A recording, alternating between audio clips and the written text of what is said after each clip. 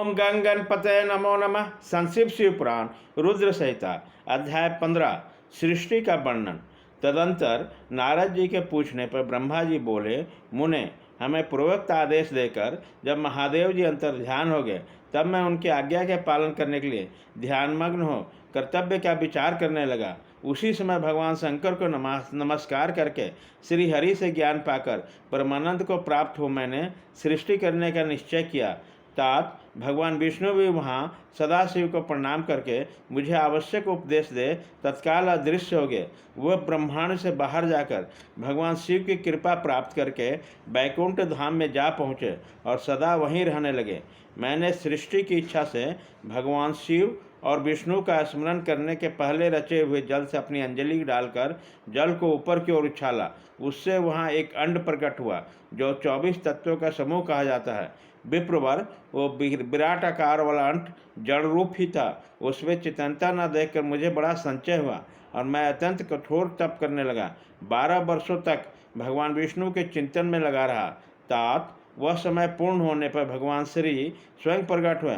अब बड़े प्रेम से मेरे अंगों को स्पर्श करते हुए और मुझसे प्रसन्नतापूर्वक बोले। श्री विष्णु ने कहा, ब्रह्मन, तुम वर मांगो, मैं प्रसन्न हूँ। मुझे तुम्हारे लिए कुछ भी अदेय नहीं है। भगवान शिव की कृपा से मैं सब कुछ देने में समर्थ हूँ। ब्रह्मा जी बोले, अर्थात मैंने कहा, महाभाग, आपने जो मुझ पर कृपा की है वह सर्वथा उचित ही है, क्योंकि भगवान शंकर ने मुझे आपके हाथों में सौंप दिया है।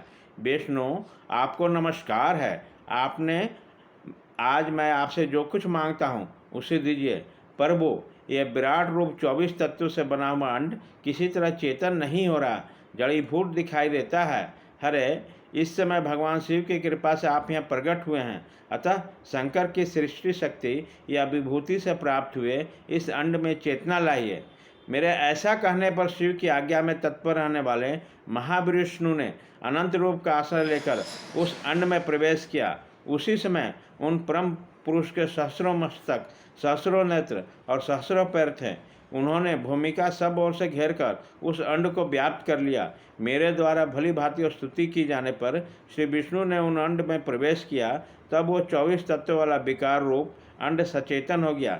पाताल से लेकर सत्यलोक तक अवधि वाले उस अंड के रूप में वहाँ साक्षात श्री हरि ही विराजने लगे।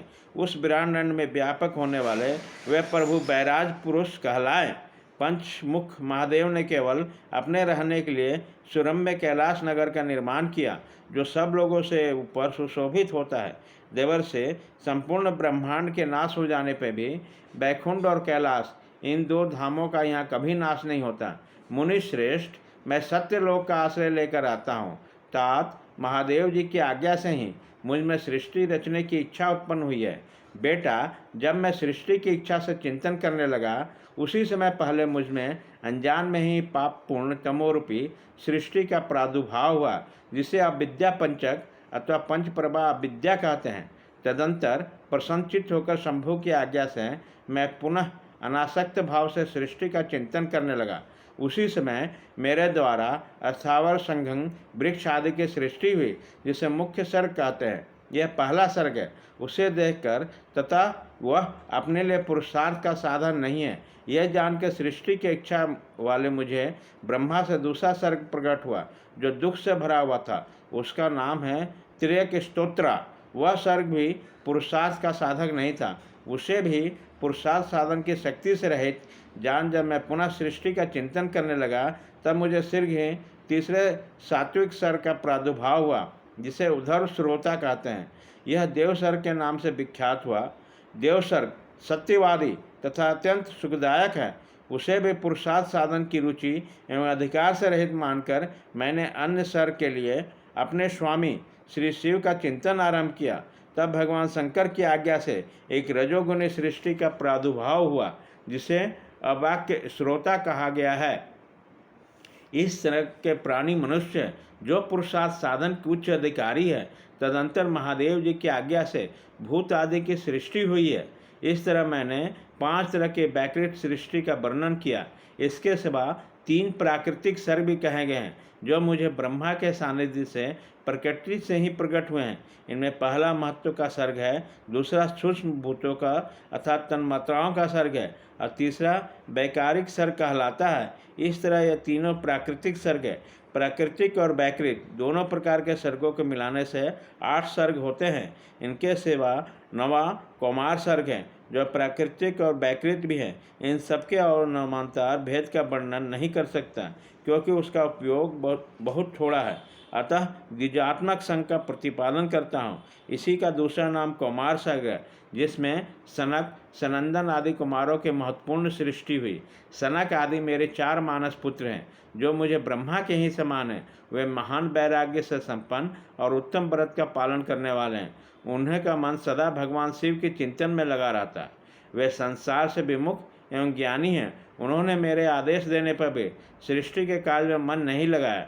मुनि श्रेष्ठ नारद सनकादिक कुमारों के दिए हुए नकारात्मक उत्तर सुनकर मैंने बड़ा भयंकर क्रोध प्रकट किया।